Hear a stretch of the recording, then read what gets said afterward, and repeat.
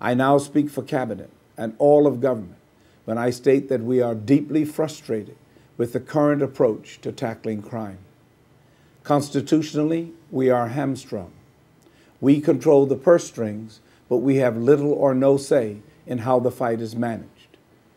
That is why we took the opportunity in London, as recently as a couple of weeks ago, to leave the UK government in no doubt that the people of Bermuda need operational control of the Bermuda Police Service. Increasing criminal activity threatens the very social and economic fabric of our island, and it must stop. We need solutions now, and we are going to find them. On another note, tonight, you will be pleased to know that government is delivering on our promise for public access to information, or PATI, legislation.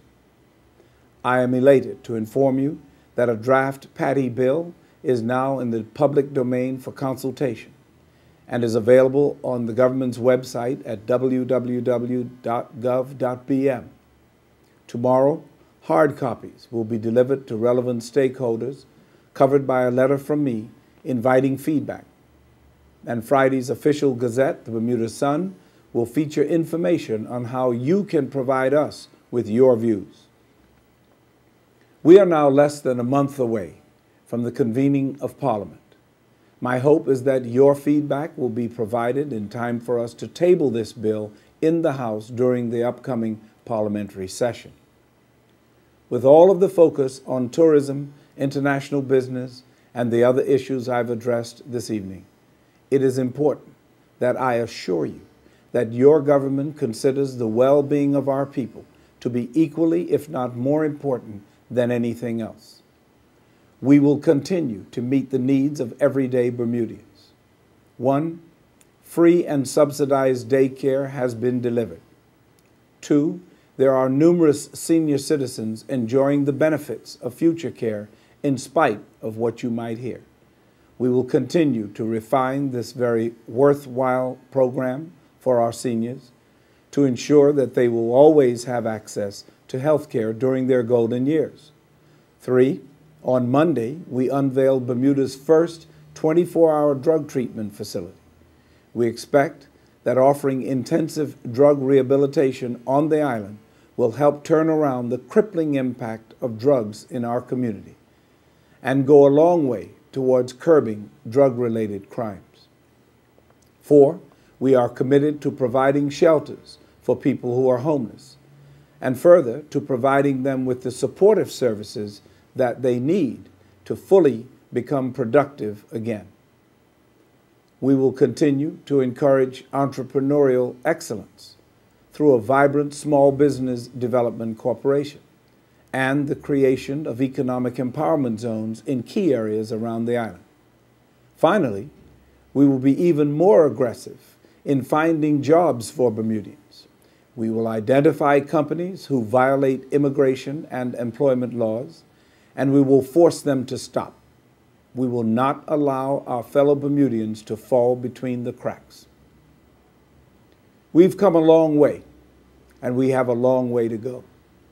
As we've experienced challenging times and look forward to exciting times, my message to you with all that we do is that we must come closer together as we forge ahead to what the future holds for us. We need to cease to be motivated by our differences of opinion and start to be driven by our common love for Bermuda. As Premier of this island paradise, I am humbled, I am honored, and I am grateful. I am calling on all who live and love here to use this 400-year hallmark to begin a new paradigm, together focused as one people for one Bermuda.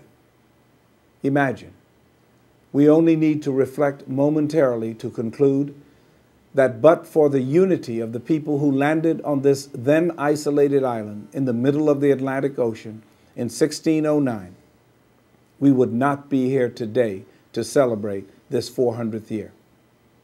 And what a fabulous celebration we're having.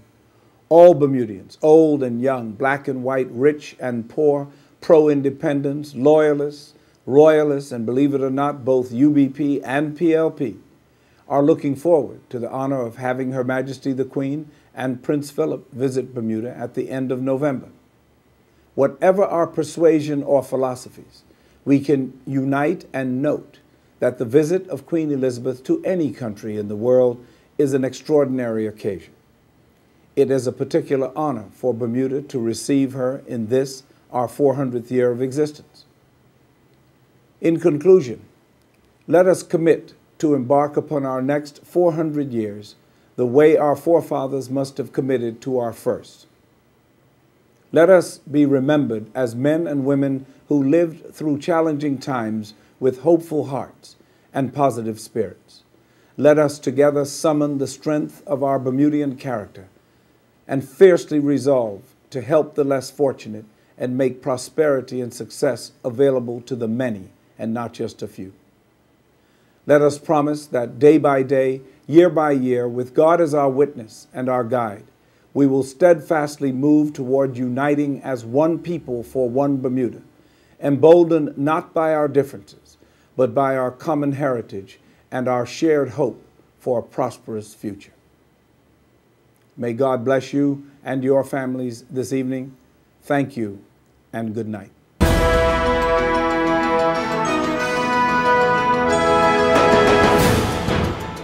This concludes the special broadcast to the people of Bermuda from the Premier, Dr. the Honorable Hewitt F. Brown, JP, MP.